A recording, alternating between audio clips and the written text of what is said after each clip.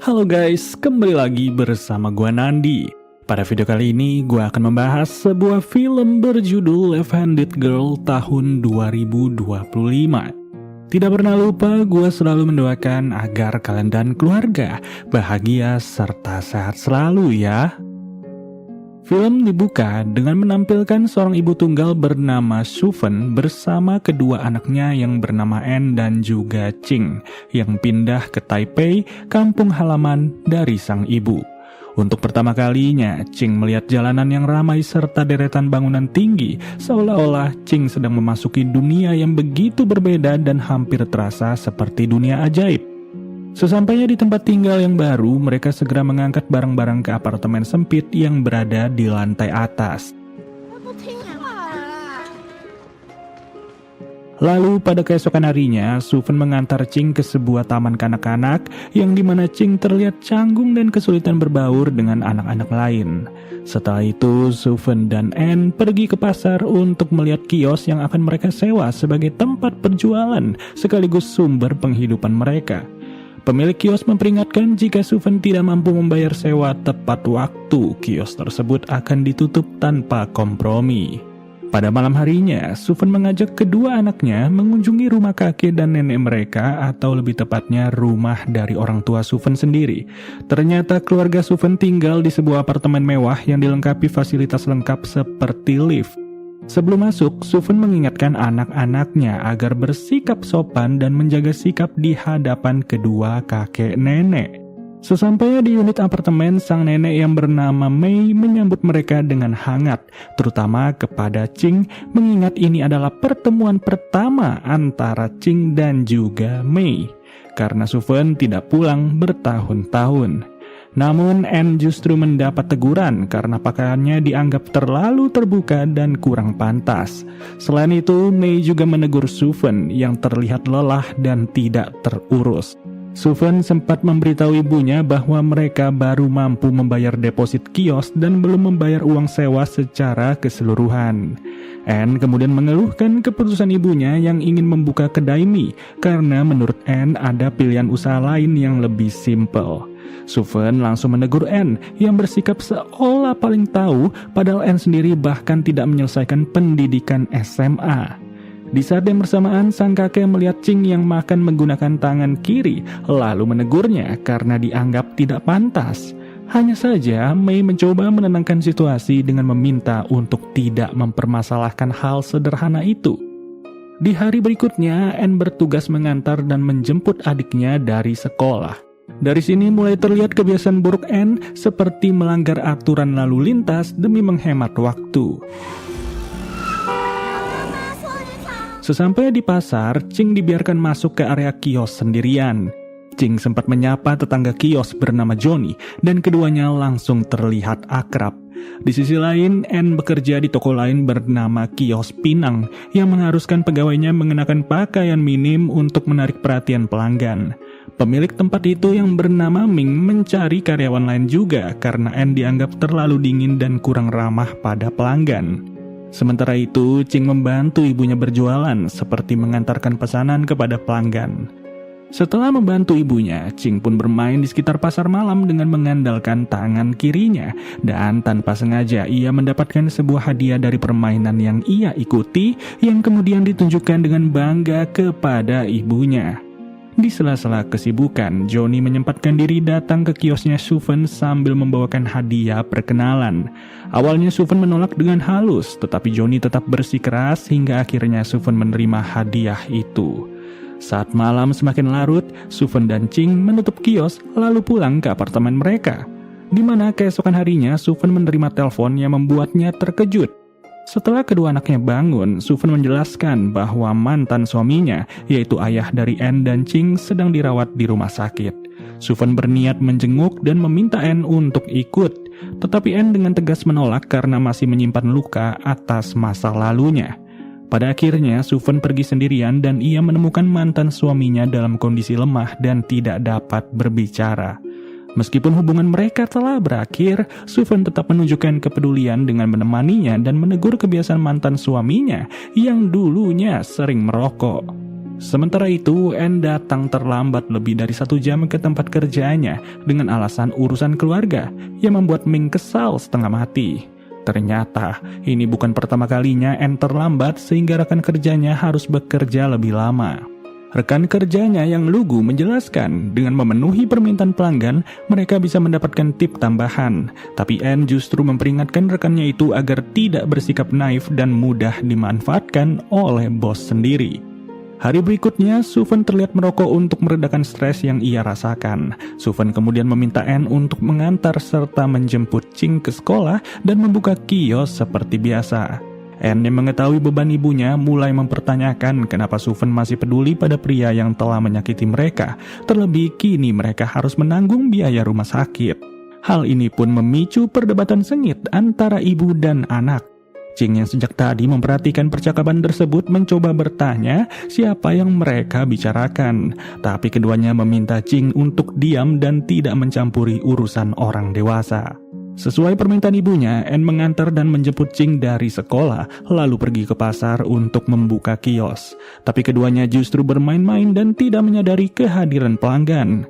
Johnny yang kebetulan berada di sana langsung menegur mereka berdua. Setelah pesanan selesai dibuat, Johnny mempertanyakan kenapa Suven membiarkan Anne bekerja di kios pinang. Tetapi Anne menjawab bahwa ia tidak peduli dengan izin ibunya selama ia bisa menghasilkan uang. Tidak lama kemudian, Suven kembali dari rumah sakit dan mendapati kulkas dalam keadaan kotor akibat bekas minuman boba. Johnny yang mengetahui kejadian sebenarnya memilih melindungi anak-anak dengan mengatakan itu adalah ulah dari orang lain. Lalu ia pun membantu membersihkan kulkas tersebut. Di sisi lain, Anne diam-diam membawa adiknya ke rumah sakit tanpa sepengetahuan ibunya.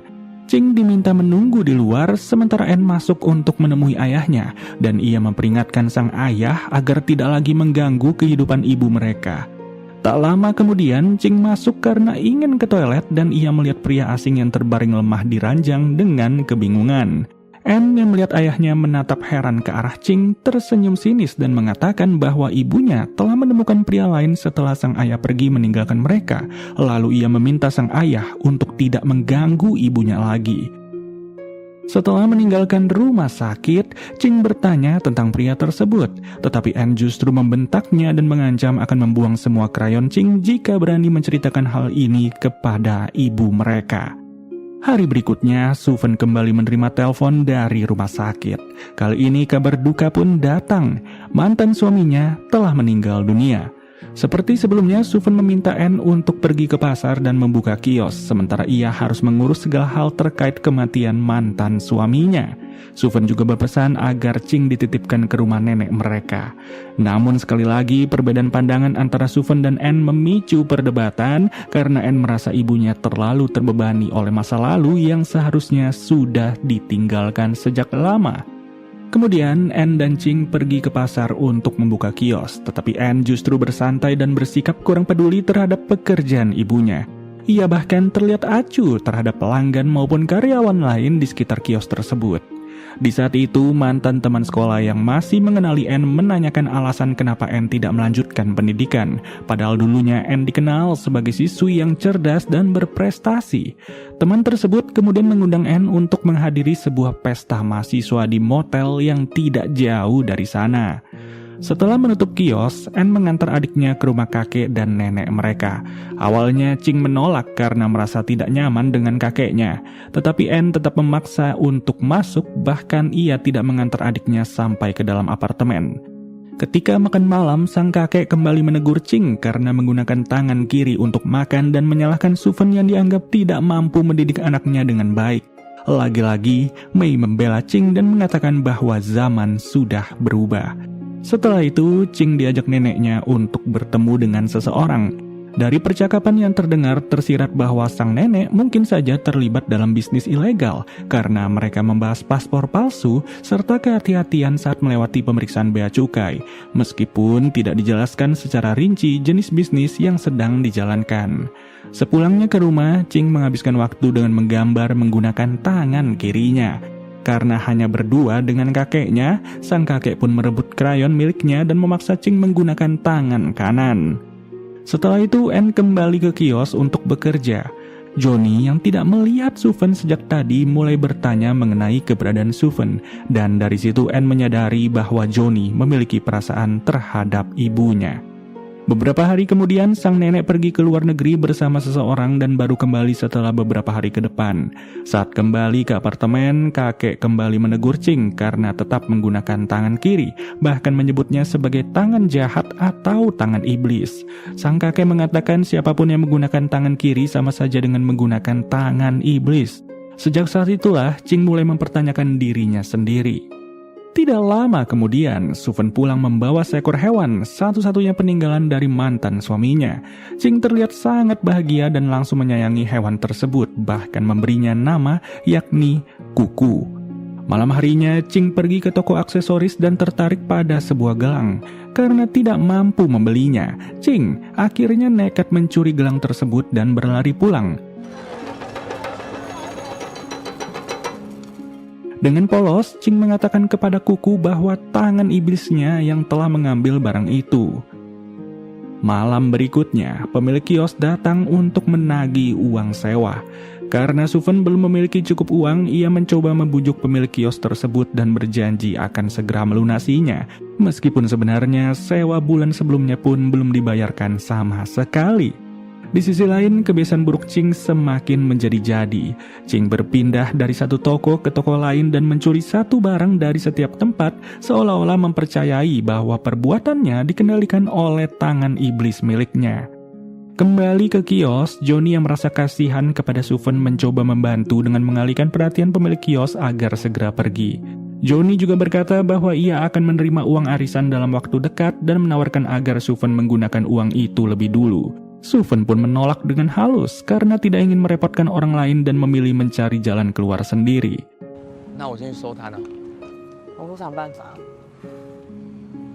Di tempat lain, Anne menghadiri pesta di motel sesuai undangan temannya. Awalnya pesta tersebut berjalan seperti perayaan anak muda pada umumnya, tapi tiba-tiba suasana berubah ketika dua pria mulai bersikap tidak sopan dan mencoba merendahkan Anne. Merasa tersinggung dan tidak dihargai, Anne memilih pergi dan pulang dengan perasaan terluka. Sesampainya di rumah, Anne melihat Johnny yang baru saja minum bersama ibunya. Johnny segera pergi, sementara Anne tidak mampu menahan emosinya dan ia pun menangis sendirian, meluapkan rasa sakit atas penghinaan yang baru saja ia alami.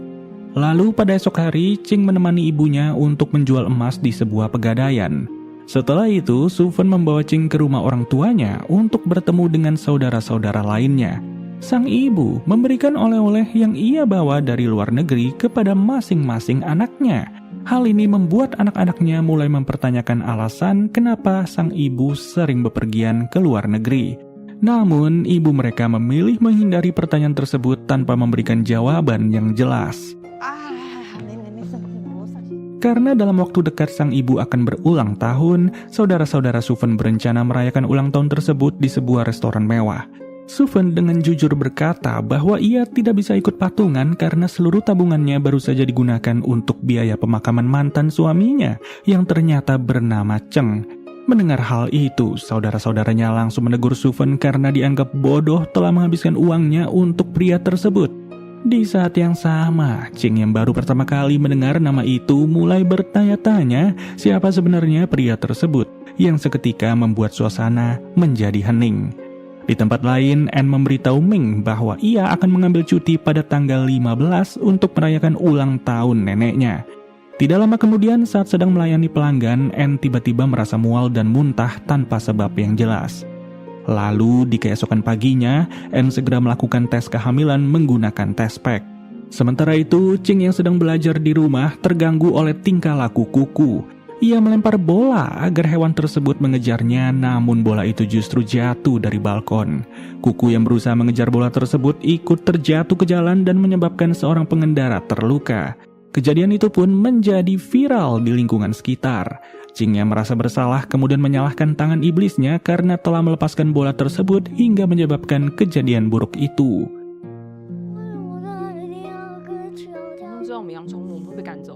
Saat malam tiba, istrinya Ming datang ke kios dan langsung melabrak Anne atas perselingkuhannya dengan sang suami. Anne tidak terima dengan tuduhan tersebut karena Ming sebelumnya mengaku sudah bercerai. Pertengkaran pun tidak terhindarkan hingga akhirnya Anne memilih pergi meninggalkan kios.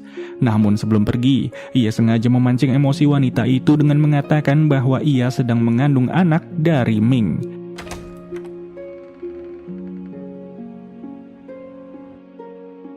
Sebagai gantinya, Ching yang kesal dengan tangan kirinya langsung membeli sarung tangan dan membungkus tangannya itu agar tidak menggunakannya lagi, seolah-olah ia mencoba menghilangkan kutukan yang diyakini ada pada dirinya. Di sisi lain, sang nenek masih menjalankan bisnis ilegalnya. Kali ini ia kembali menerima sejumlah paspor baru dan diingatkan untuk tidak melakukan hal mencurigakan saat melewati imigrasi. Lalu dari sini kita kembali ke pasar. Ching mencoba membantu ibunya mengantarkan pesanan menggunakan tangan kanan. Tapi karena tidak terbiasa, piring yang ia bawa justru jatuh dan pecah. Ching kemudian mencoba bermain di wahana permainan dengan tangan kanan, tetapi lemparannya meleset dan ia tidak mendapatkan hadiah apapun. Ching kemudian kembali ke kios dan ia melihat ibunya sedang dimarahi karena belum mampu membayar uang sewa. Pemilik kios memberi ultimatum jika dalam 3 hari Suven tidak melunasi pembayaran, maka mereka semua harus segera pergi dari tempat tersebut.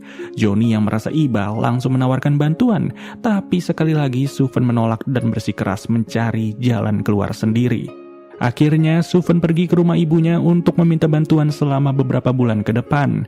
Namun sang ibu menolak karena sudah berjanji kepada anak-anak lainnya untuk tidak lagi meminjamkan uang kepada Suven. Saudara-saudaranya juga ikut menegur dan memperingatkan Suven. Seharusnya Suven merasa malu karena terus bergantung pada keluarga. Hal ini pun memicu pertengkaran di antara mereka. Di tengah-tengah kekacauan itu, Ching diam-diam membuka sarung tangan kirinya dan mengambil sebuah dokumen yang tergeletak di atas meja. Karena tidak mendapatkan bantuan, Suven membawa Ching kembali ke kios. Sesampainya di sana, Ching justru berniat pergi dengan menjual dokumen yang diambilnya ke tempat penjualan emas. Sayangnya tempat itu masih tutup sehingga Ching tidak bisa melakukan apa-apa. Di sisi lain, Anne menerima telepon dari Ming yang ingin membicarakan bayi yang dikandung oleh Anne. Tetapi Anne langsung memutus telepon tersebut dengan emosi dan melontarkan sumpah serapah. Setelah itu ia pun berjalan ke kamar mandi sambil menahan rasa sakit.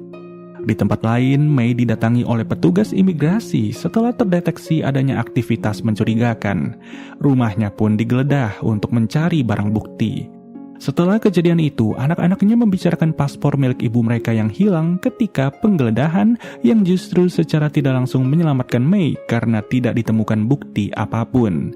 Sementara itu, di sekolah, Ching diam-diam kabur saat jam pelajaran dan ia pergi menggadaikan dokumen yang ia ambil sebelumnya dengan alasan ia ingin mendapatkan uang untuk membantu ibunya. Akibat perbuatannya itu, pihak pegadaian memanggil Anne dan memintanya datang untuk menjemput Ching. Anne mempertanyakan kenapa Ching mencuri dokumen yang hanya berisikan paspor. Ching menjelaskan bahwa ia hanya ingin membantu ibu mereka dan menurutnya yang mencuri paspor itu bukanlah dirinya, melainkan tangan iblisnya. Anne tentu saja heran dengan maksud dari adiknya yang kemudian Ching dengan polos mengatakan bahwa kakek mereka sendiri yang pernah menyebut dirinya memiliki tangan iblis. Tidak terima dengan hal itu, Anne segera membawa Ching ke rumah kakek dan nenek mereka untuk mengembalikan paspor yang telah diambil sekaligus meminta sang kakek untuk menjelaskan bahwa tangan iblis tidak benar-benar ada. Namun karena sang kakek enggan melakukannya, Anne akhirnya mencoba meyakinkan adiknya bahwa hal tersebut tidaklah nyata dan semua yang terjadi adalah akibat dari perbuatan diri sendiri. Ching sempat menyalahkan dirinya atas kematian Kuku, tetapi Anne menjelaskan kejadian itu adalah takdir dan bukan kesalahan Ching yang melempar bola menggunakan tangan kiri. Selain itu, Ching juga mengakui ia telah melakukan kesalahan lain dengan menunjukkan mainan yang pernah ia ambil. Pada akhirnya, Anne membawa Ching kembali ke pasar, memberikan uang dari nenek mereka kepada sang ibu sebagai imbalan karena tidak sengaja menyelamatkan sang nenek. Serta ia juga mengajarkan Ching untuk mengembalikan mainan, mengaku, dan meminta maaf kepada pemilik toko.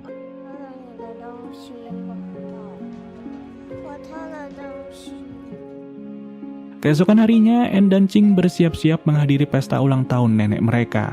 Suven juga mengajak Johnny ke acara tersebut. Di sisi lain, Ming terlihat kebingungan memikirkan bayi dalam kandungan Anne. Ia teringat bahwa hari itu adalah hari ulang tahun neneknya Anne, sehingga ia yakin bisa menemukan Anne di sana. Tidak lama kemudian, Suven dan keluarga lainnya tiba di restoran mewah tempat pesta diadakan.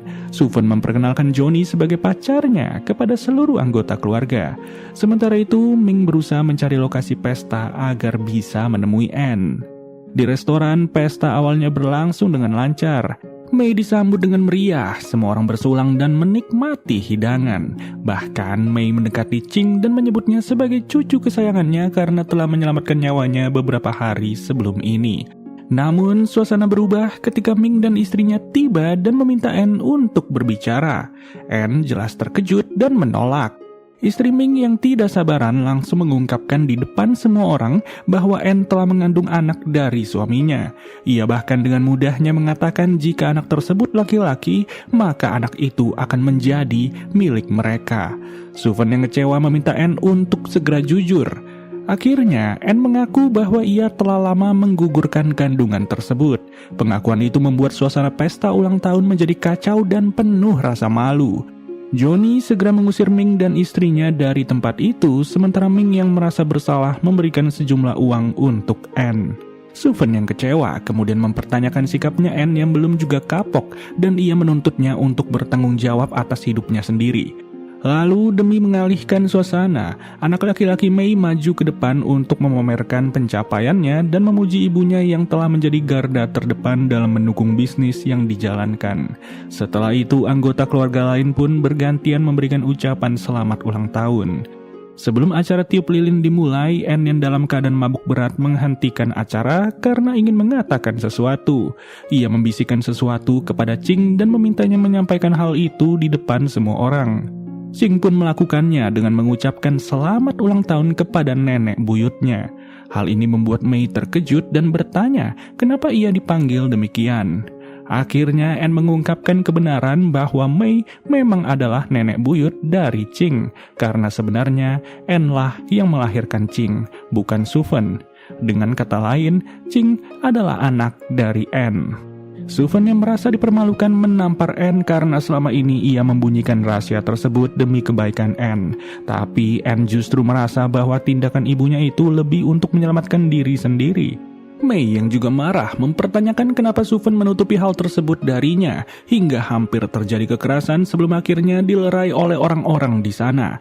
Dari sini terungkap beberapa kejanggalan, seperti alasan Anne yang putus sekolah ketika SMA, Ching dan mantan suami ibunya yang tidak mengenal satu sama lain, serta alasan Suven yang tidak pulang untuk bertahun-tahun.